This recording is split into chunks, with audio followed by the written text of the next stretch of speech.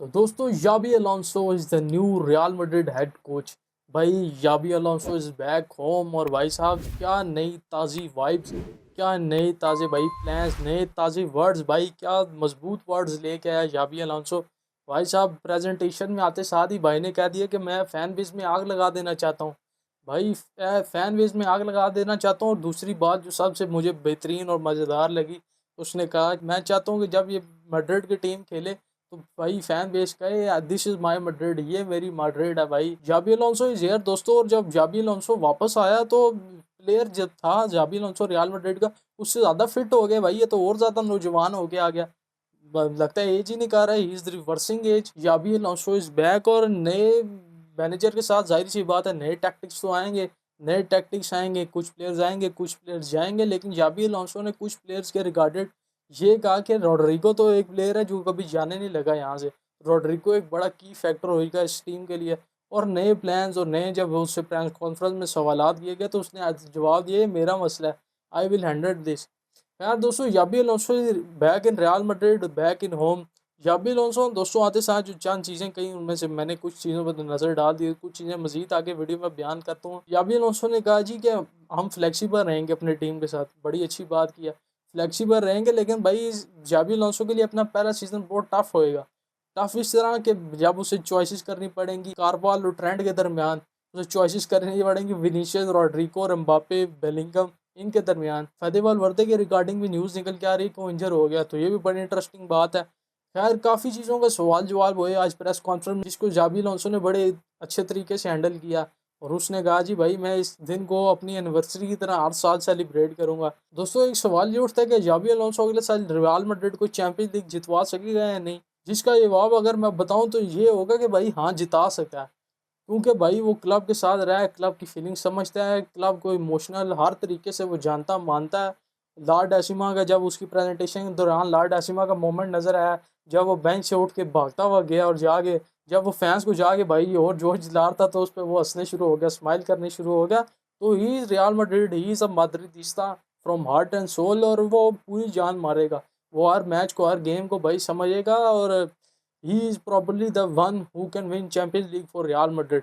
Real Madrid के लिए वो चैंपियंस लीग जीत सकता है। और भाई बड़ी क्रेजी थिंग्स आने लगी हैं, क्योंकि उसने आज साथ ही कहा मैं आग लगा दूंगा। अब ये आग कहीं एरिक टेन हैग वाली ना हो भाई। थोड़े से अब जाबी अलोंसो के टैक्टिक्स पे अगर बात कर लीजिए कि वो लेवरकुसन के साथ कौन से टैक्टिक इस्तेमाल करेगा और कौन से रियल मैड्रिड को सूटेबल होंगे, उस पर थोड़ी नज़र डालें तो दोस्तों जाबी अलोंसो ने जो ज़्यादातर लेवरकुसन के साथ टैक्टिक इस्तेमाल किया वो 3-5-3 है।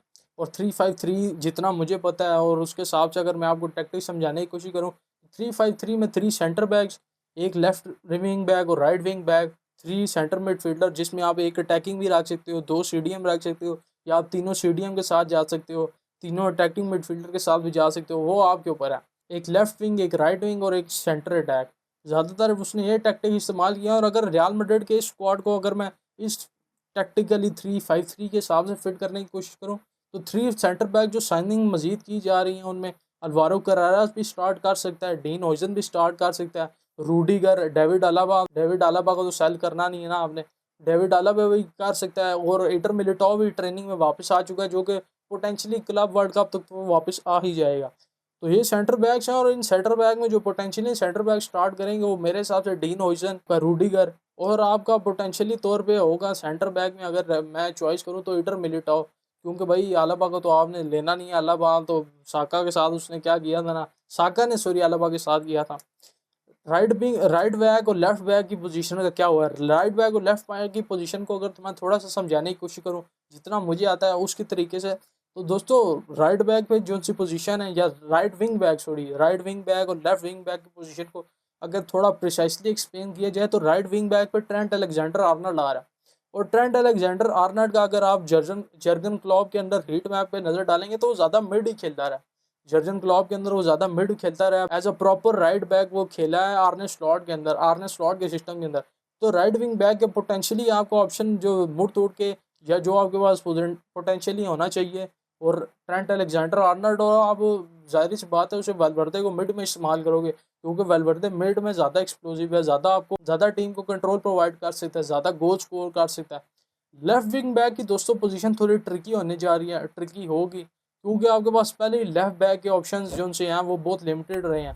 फ्रैन गार्सिया को अगर आप रख के इस्तेमाल करते हो तो फ्रैन गार्सिया काफ़ी ऑफेंसिवली अच्छा तो है, लेकिन अगर डिफेंसिवली वर्क रेट पे आ गया, जो लेफ्ट विंग बैक ज़्यादा अटैक में मदद देते हैं, लेकिन वो वापस जो सा डिफेंस में अगर फ्रैन गार्सिया को ट्रैक बैक करना पड़ गया तो काफ़ी मुश्किल होगा। और मिडफील्ड की अगर आपकी बात की जाए तो भाई फ़ायदे वालवर्दे आपके पास होंगे, जूड बेलिंगम होंगे, कामाविंगा भी स्टार्ट कर सकते हैं आपके पास, सबायोस। मिडफील्ड में आपके पास अच्छी तगड़ी मिडफील्ड है, लेकिन आपको लूका मॉड्रिच की कमी महसूस होगी होगी मिडफील्ड में। जो मर्जी कर लो, आपको मिडफील्ड में लूका मॉड्रिच की कमी होगी और महसूस, और आपको मिडफील्ड की शाइनिंग करनी पड़ेगी, जो फिलहाल अभी आगे चल रही है उसके ऊपर अभी बात करते हैं कि ट्रांसफर मार्केट में रियल मैड्रिड कर रही है। और अटैकर्स तो भाई आपके पास दुनिया के बेहतरीन अटैकर्स हैं, Kylian Mbappe, Vinicius, Rodrigo. Left wing पे भाई आपके पास, लेफ्ट विंग पे आप आर्दा गुलर को इस्तेमाल कर लो, एंड्रिक को इस्तेमाल कर सकते हो लेफ्ट विंग पे, क्योंकि वो पोटेंशियली एक लेफ्ट फुटेड प्लेयर है, अगर वो चाहे तो इस्तेमाल किया जा सकता है। लेकिन आप राइट विंग पे रॉड्रिगो को स्टार्ट करो तो काफ़ी बेहतर रहेगा। तो एक पोटेंशियल लाइनअप एक्सपेक्ट की जा सकती है जाबी अलोंसो के सिस्टम में ये होगी, लेकिन जाबी अलोंसो ने प्रेजेंटेशन में क्या है, हम फ्लेक्सिबल रहेंगे, हम चीज़ों को एक्सेस करेंगे। और जब ज़्यादा खुलने की कोशिश करते जर्नलिस्ट, तो उसने कहा भाई ये मेरी टेंशन है, आप अपना काम करो, और आज के उसने बात को जवाब दे दिया।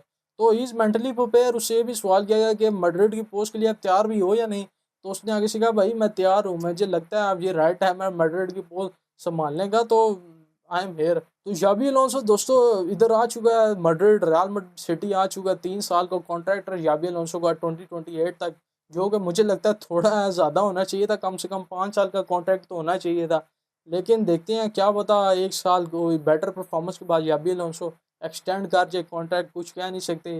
दिस इज़ रियल मैड्रिड, यहाँ पे कुछ भी हो सकता है। This is a dream city, dream club, तो यहाँ कुछ भी हो सकता है। जाबी अलोंसो फ्लेक्सिबल अगर जाना चाहे तो ज़्यादातर उसने जो लाइनअप मैंने आपको बताई ये इस्तेमाल किया। अगर मज़ीद कुछ चेंजिंग करनी चाहिए तो रियल मैड्रिड अपने उसी सिस्टम में खेल सकती है जिस सिस्टम में अभी वो खेल रही है, 4-2-3-1 या 4-4-2 डायमंड या 4-4-2 अटैकिंग, इस तरह के सिस्टम में खेल सकती है। जाबी अलोंसो ने ये सिस्टम ज़्यादातर इस्तेमाल किया, 3-5-3। और उसके अलावा जो 4-2-3-1 या 4-3-3 या 4-4-2, ये पोजीशंस काफ़ी कम इस्तेमाल की। तो लगता तो यही है 3-5-3 इस्तेमाल करेगा जाबी अलोंसो। बाकी देखते हैं आगे क्या होता है। 15 जून से बाकायदा जाबी अलोंसो और रियल मैड्रिड हमें प्रॉपर मैच में नज़र आएंगे, क्योंकि 15 जून से क्लब वर्ल्ड कप शुरू हो रहा है। तो देखेंगे पहला मेजर टूर्नामेंट रियल मैड्रिड का, जो कि जीतना ज़रूरी है, क्योंकि लूका मॉड्रिच को बेहतरीन फेयरवेल देना चाहिए भाई, देना पड़ेगा। लूका मॉड्रिच है भाई मैजिशियन, क्योंकि पिछले साल आपने टोनी क्रूज को चैंपियंस लीग की ट्रॉफी साथ फेयरवेल दिया, तो लूका मॉड्रिच भी भाई गोट है अपनी कंट्री के लिए, क्लब के लिए। तो उसके लिए करना पड़ेगा एक बेहतरीन फेयरवेल के लिए, क्लब वर्ल्ड कप की ट्रॉफी जीतनी पड़ेगी। और इसी बहाने जाबी अलोंसो का भी टेस्ट है, जाबी अलोंसो क्या करके दिखाता है अपने पहले टूर्नामेंट। तो जाबी अलोंसो के केस तक ये है। अब थोड़ी दोस्तों ट्रांसफर मार्केट की बात कर लें, तो रियल मैड्रिड से ही शुरू करते हैं। ट्रांसफर मार्केट या रियल मैड्रिड की तरफ से खबरें आने वालों में से सबसे पहली खबर ये है, जो मैंने अभी पिछला पूरा सिनेरियो एक्सप्लेन करते हुए आपको बता दी, कि फ़ैदे वलवर्दे इज़ इंजर। फ़ैदे वलवर्दे इंजर हो गया, लेकिन इस इंजरी की ड्यूरेशन क्या है, कब तक रिकवर करने क्या है, लेकिन इंजर हो चुका है। और इंजरी का नाम जो है इतना मुश्किल है जो मैं ले नहीं सकूँगा, और मुझे पता भी नहीं है किस चीज़ की। मैंने थोड़ा रिसर्च करने की कोशिश किया, तो ये लम्स करके कुछ है फ़ैदे वलवर्दे की इंजरी। अब देखना पड़ेगा क्या इंजरी है, लेकिन कब तक वापस आता है, क्योंकि इस स्टोरी को तो कवर नहीं किया जा रहा। आज रियल मैड्रिड सिटी में हर तरफ जाबी अलोंसो की स्टोरी थी। रियल मैड्रिड से रिगार्डिंग ये भी खबर आ रही है कि रियल मैड्रिड लूका मॉड्रिच की रिप्लेसमेंट विटिनिया को देख रहे हैं, और विटिनिया को साइन कर सकते हैं, जो कि पिछले दिनों में तो एक रूमर था, जो मैंने पहले वीडियो में डिस्कस भी किया था, जो कि अभी कल ये डियारियो एएस ने अपने स्पेनिश के अखबार ने लिखा है कि भाई विटिनिया एक पॉसिबल रिप्लेसमेंट हो सकती है। और आज फिर मैं वही बात अपनी रिपीट करूंगा कि भाई विटिनिया की रिप्लेसमेंट कैसे लेके आओगे भाई, वो प्रॉपरली यूसीएल अपना पहला यूसीएल जीतने को जा रही है, जो कि जो सीज़न अंडर डॉग्स का सीज़न जा रहा है, तो पीएसजी तो यानी चैंपियंस लीग उठा रही है, तो पीएसजी ट्रैवल की तरफ जा रही है। पीएसजी 90% चांस है ट्रैवल कंप्लीट कर ले। तो अगर विटिनिया जीत गया पीएसजी के साथ, ट्रॉफी उसने चैंपियंस लीग की उठा ली, तो वाई वुड ही कम भाई रियल मैड्रिड, अनलेस के रियल मैड्रिड अपना कोई ट्रम्प कार्ड निकाल के कोई गेम चेंज कर दे। तो फुटबॉल है, कुछ भी हो सकता है, ट्रांसफर मार्केट में भी कुछ भी हो सकता है, सेकंड्स में गेम तब्दील होती है। तो विटिनिया के रिगार्डिंग तो यही खबर है, और देखते हैं विटिनिया के पर्सनल प्रेफरेंसेस भी क्या हैं, तो देखना पड़ेगा। अल्वारो करेरास और ट्रेंट अलेक्जेंडर आर्नल्ड। पहले अल्वारो करेरास की बात करें तो भाई लीग कप का फाइनल हो चुका है, और इसे एक डन डील इसे डन डील समझा जा रहा है 100%। ये अल्वारो करेरास वाली डील तो डन है। हर तरह के सोर्स की बात करूँ तो ये खबरें निकल के आ रही हैं कि डील डन ही है अल्वारो करेरास और रियल मैड्रिड।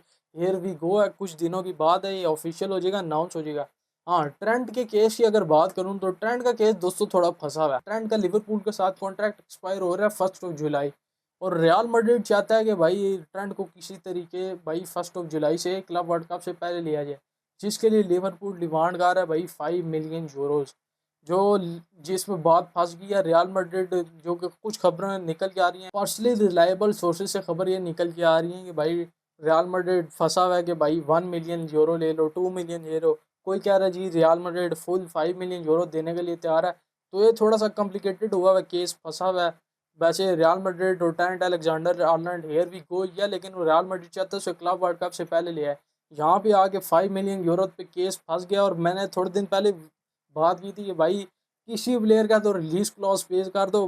अब ट्रेंट को आपने फ्री में साइन कर लिया, 5 मिलियन ही है, 5 मिलियन पे कर दो उसे, क्लब वर्ल्ड कप से पहले ले आओ। ट्रेंड अपने सिस्टम में, जावी अलोंसो के सिस्टम में फिल हो जाएगा। हम जल्दी से रियल मैड्रिड की जर्सी में उसे देख लेंगे। तो हो सकता है क्लब वर्ल्ड कप भी जीत जाएँ, जो कि हाई प्रोबेबिलिटी है, क्योंकि नया सिस्टम होगा।